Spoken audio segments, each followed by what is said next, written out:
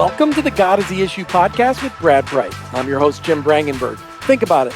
Our view of God determines what we think on all moral, cultural, and economic issues. It even determines how we vote. Hope for the future of our country and our world lies in our ability to make God the issue in every issue. Secular culture almost daily accuses Christians of being unloving and even hateful. When we stand up for unborn children, we're accused of hating the mother. When we defend biblical morality, we're accused of hating homosexuals. When we support the police, we're accused of being racist. How should we respond? What is love anyway? Is it a feeling? Is it a choice? Is it romance? Is it self-sacrifice? Is it honesty? Is it kindness? Brad Bright, help us with all this. Thanks for being on the show today. Jim, wonderful being on the show today, and it's going to be a great conversation. Brad, when people say love is love, love is love, how do you respond? Well, how I want to respond is yeah, duh, and a rock is a rock, right? I mean, what on earth does it even mean that love is love? You know, wherever you are, there you are. Yeah. You know, does it mean that all forms of love are the same, that sexual love is the same as the love of a mother for a child? I don't think so. Or that all forms of sexual attraction are the same? Well, the word pedophile kind of destroys that, doesn't it? Yeah, I think it does. So what? Does it just simply mean we're supposed to be kind to each other, always be nice? Am I always supposed to agree with you, even if I think you're dead wrong? Am I supposed to tell you what you want to hear, or am I supposed to tell you what you need to hear? I mean, what does love do, really? Frankly, this love is love. It's simply a slogan on a T-shirt. It's really not helpful at all. So the first thing I do when someone says love is love, or I see that, I say, first thing is, what do you mean by that? Because it really is so vague as to mean nothing. So the first question is just, so what on earth do you mean by love is love? Do you mean that the same love for a pedophile is the same as a love for my kids? And obviously the answer is no. So but to get people to start saying, well, this is what I think love actually is, get them to define it rather than just being vague. All right, so let's help our audience out and do some defining. What does it mean to love others? Does it mean giving them what they want? Does it mean agreeing with them all the time? Well, Jim, secular culture says, if you don't agree with me, you're a hater. I mean, we hear that all the time, right? If you don't agree with me, you're a hater. If you don't give me what I want, you don't love me. Well, first of all, we need to recognize that for what it is. It's manipulation. We've heard the word manipulation. It is straight out manipulation. It's just like, the young man who says to the girl, if you loved me, you would. Well, that's just straight up manipulation. There is nothing about that has to do anything with love. So here's what you do. First of all, you recognize it for what it is. It's manipulation. Don't fall for it. Just call it for what it is. Call them on it, but do it nicely. And just ask, are you trying to manipulate me? Tell me that you're not trying to manipulate me, but do it nicely. Do it conversationally. And it kind of puts them in a little defensive position that they know if they're going to do that again, that you're going to call them on it. You're going to call it for what it is. Here's the question. Does a young woman hate her boyfriend? I mean, because she tells him no? Do I hate my child because I won't let my child have a fifth piece of chocolate? I tell them no. Is the pastor a hater because he tells the married people in his congregation that God says don't commit adultery? Well, no. You see, Jim, I've been dealing with cancer for the last year and a half. Now then, the doctor told me I had cancer. Was that nice of him? I didn't want to hear I had cancer. Didn't want to hear it. But you know what? The nice thing to do was actually to tell me the hard thing. I had cancer. He did it nicely. He was kind about it, but he was clear I had cancer and I needed to deal with it. Sometimes the kindest thing to do, because sometimes the most loving thing to do, is to tell people the truth. But, and here's the caveat, but how you say it makes all the difference in the world. It makes the difference between whether you do it in a hateful way or a loving way. But we do sometimes have to tell people the truth. Yeah, I think our moms always said, your tone of voice says everything. I didn't like your tone of voice, Bradley. I'd like you to fix your tone of voice. Why don't you try that again? I don't know. My mom she'd pull out the whole James Harold thing when I'd use the wrong tone of voice. I don't know what your mom did with you, but all right. So the Bible. We did that with our kids. our kids would say, we always said, you're always welcome to say whatever it is you're feeling. Try to say it nicely. So sometimes they just blurt it out. It sounded kind of mean, especially if I heard them talking to their mother. I'd say, okay, rewind. Say, you can say that again. Say what you really think and feel, but can you say it nicely? And so we taught our kids how to learn to say hard things nicely. Yeah, I think we got Great a whole skill. society. We got a whole society that needs to learn to do that so we can have conversations. All right, the Bible says God is love. What does that mean? Does it mean God's always nice?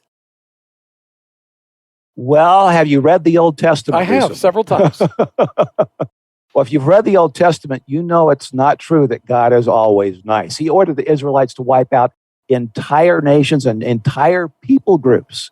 You see, but the thing is, God loves people, but he hates sin. God is both loving and just, and we have to balance those two things. So yes, God is loving. God loves people. Now, if you've read what Jesus said to the religious leaders in the New Testament, you know also that being loving is not always being nice, because he humiliated the religious leaders. But Jesus himself said we are to love God, love our neighbor, or even to love our enemies as ourselves. But the question is how do you do that, Jim? What do you mean he humiliated the religious leaders? What do you mean? Well, when the religious leaders came to him, he called it, Jesus called the religious leaders hypocrites 20 different times. He called them hypocrites publicly in front of everybody. He called them whitewashed sepulchres full of dead men's bones. I mean, that wasn't very nice, was it? Sepulchres for today's generation, that would be a tomb. A tomb. A grave. Yeah. But so Jesus wasn't always nice. But Jesus's goal was always to give people what was true in a way that they could hear it. Had Jesus been nice to the Pharisees, they probably couldn't have heard it. So he drew a line in the sand for them. He gave them a clear choice. But most of the time, Jesus didn't deal with people that way. He dealt with people the way they needed to be dealt with. And that is what love does. We're talking about love in an angry culture.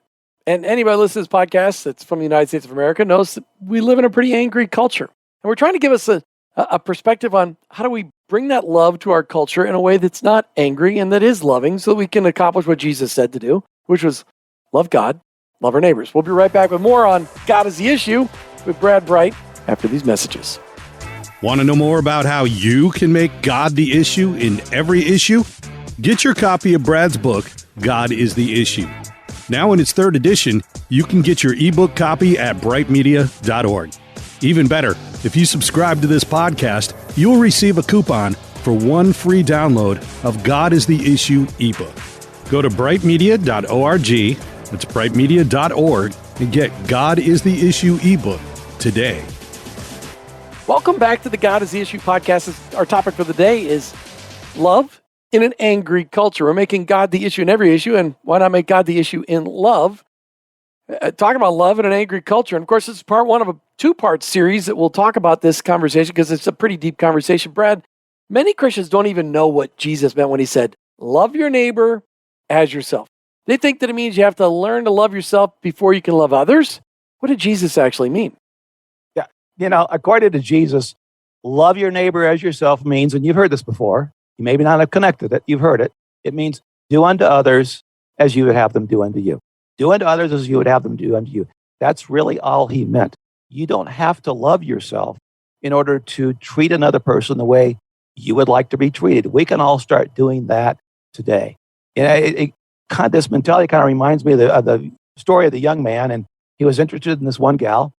And finally, he asked her out on a date, and finally the evening came, and he picked her up in his car, and they went out, and they arrived at the restaurant, and he just started talking a blue streak. He started talking about all of his accomplishments, his hobbies, things he loved to do, and finally he just stopped and said, oh, my land, enough about me. What about you? What do you think about me? Oh, my. But isn't that how we are with God so much of the time? Love your neighbor as yourself is about how I treat others. It's not about me. It really is. It's not about me, and let's not make it about me. It's about how I treat others. That's what Jesus meant. And in all of Christianity, it's never about you. It's always about Jesus, and it's always about others. Jesus also said, he said some tough stuff. There's one of them.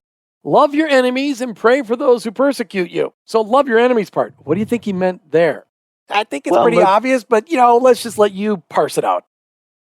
Well, he told us what he meant, actually, in the very next sentence. Luke 6:27. He said, love your enemies, do good to those who hate you.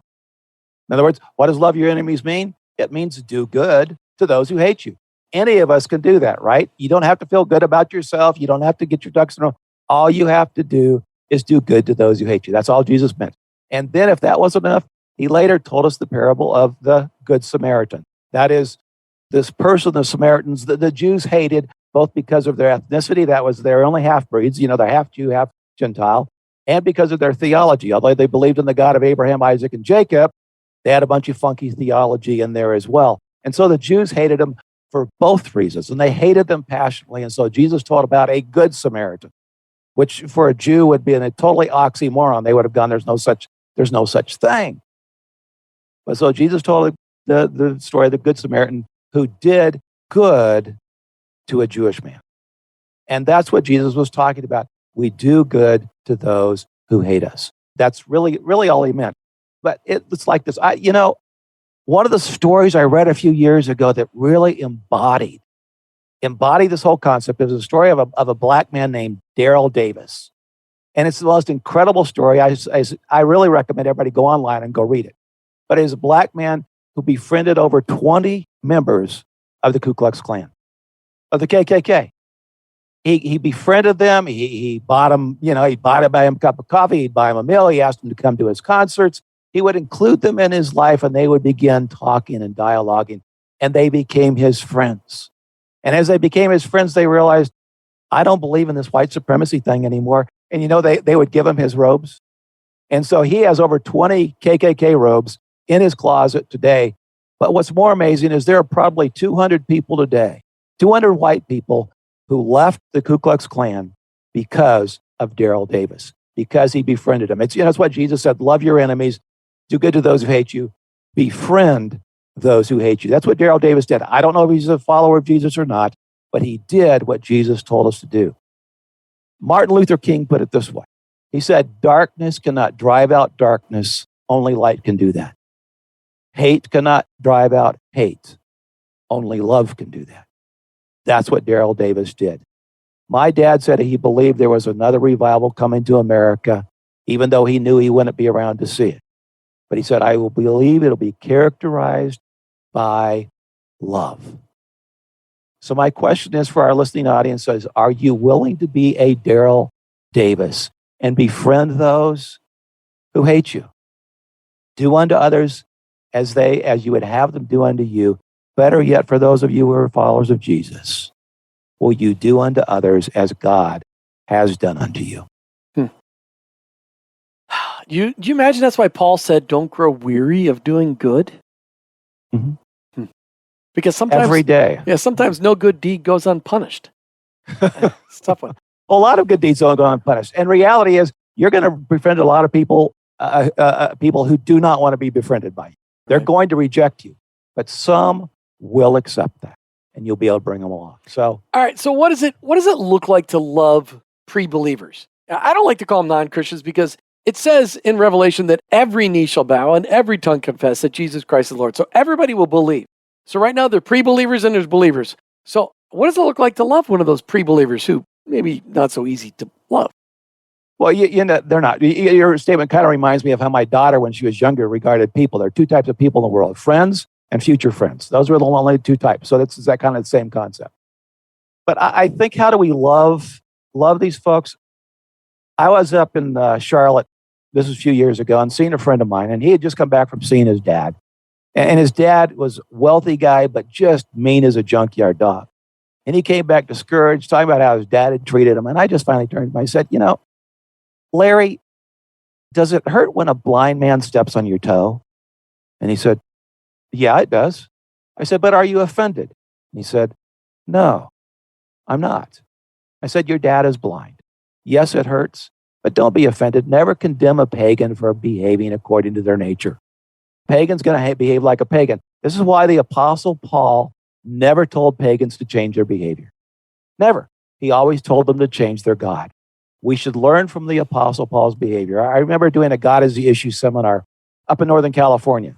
And it was a Friday night. There were about 200 people there. And I finished the lecture part, which is about the first hour, and turned it to Q&A and roundtable discussion and case studies. Well, the first guy who stood up was this guy who said, I'm so-and-so, and I'm the head of the Gay Lesbian Alliance here in town, and I have a question for you. And his tone said he's loaded for bear. He said, okay, what's your question? He said, well, you Christians, you talk about love, and then you exclude us from the church. How can you do that? And I said, okay, stop right there, stop. He said, if we're going to have a conversation, we need to agree on one thing. And if we can't agree on it, we can't have a conversation. I said, do you want to know what it is? He said, yes. He said, we have to agree that God loves you just as much as he loves me. Are we agreed? And he went, yeah, okay. I said, okay, now what's your next conversation? That's what's your next question. Let's have a conversation. Well, it was only supposed to go for another hour. It went for another hour and a half, and this guy was up and down. And finally, he stood up with his last question, and he said, I just don't think we're that far apart. And I said, oh, you're dead wrong. And I said, let me explain why. You start with your behavior and try to conform God to your behavior. I try to ascertain who God is and conform my behavior to God's character. I said, as long as our starting points are so diametrically opposed, we'll never really find common ground. And he went, oh, and sat down. Finally, he had the real answer he needed of what was really the dynamic, what was really going on. And we had a very great conversation, nice conversation, cordial. I mean, the point's a little intense, but very cordial, very respectful. But you see, because of that, I was able to have that conversation and bring him the next step in his understanding. It wasn't a spitting match, it was a real conversation. And if we're going to love our neighbors and love those beside us who aren't followers of Jesus, we need to learn to have those conversations to draw them in. Brad, I just got to go back to your point where you said we got to stop asking pagans to change their behavior. We need to ask them to change their God. We're talking about love in an angry culture and making God the issue in this issue. We'll be right back with lots more with Brad Bright as we talk about love in an angry culture. Check us out online, brightmedia.org, brightmedia.org. We'll be right back. Brad Bright travels the country speaking and training people how to make God the issue in every issue. Go to brightmedia.org, that's brightmedia.org, to find out how you can bring Brad's highly interactive workshop to your area.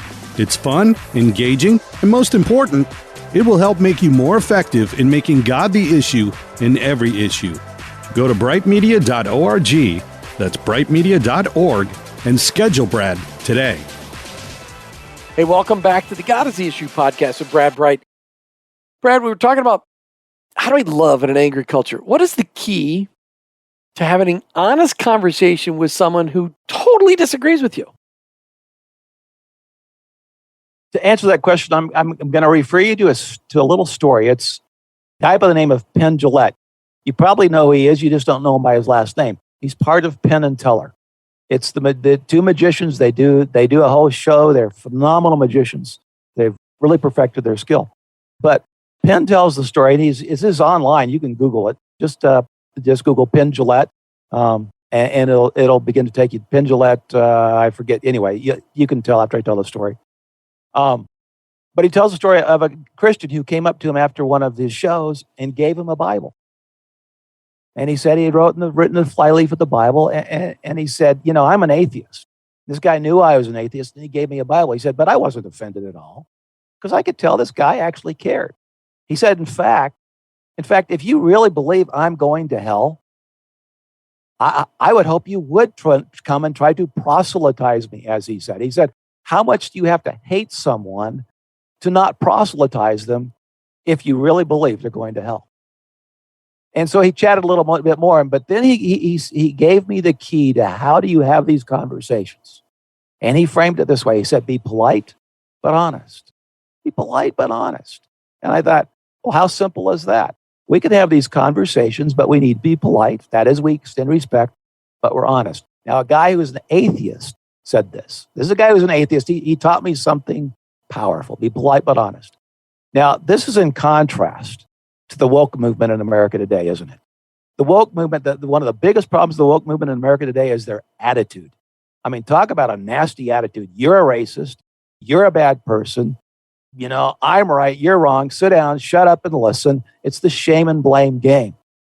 That's anything but being polite, isn't it? But the reason I bring that up, I bring it up for a reason. The next time you're talking with someone who's not a follower of Jesus, I want you to think about how it feels when some self-righteous wokey accuses you of being a racist or an Uncle Tom. It doesn't feel very good, does it? No. And why I want you to think of it, really, it is because your goal is to win a person. It's not to win an argument. Don't be like the wokies. Be like Jesus. We're going to pick up this conversation in our next podcast, Love in an Angry Culture. Brad, great conversation, great layup. I can't wait till we really dive deeper into this conversation. But thank you for bringing it to our attention. Love in an Angry Culture. Thanks, Brad Bright. Jim, thank you. Thanks for joining us today for the God is the Issue podcast with Brad Bright. Remember to check us out online, brightmedia.org. Remember, always be kind, compassionate, and shrewd while making God the issue in every issue.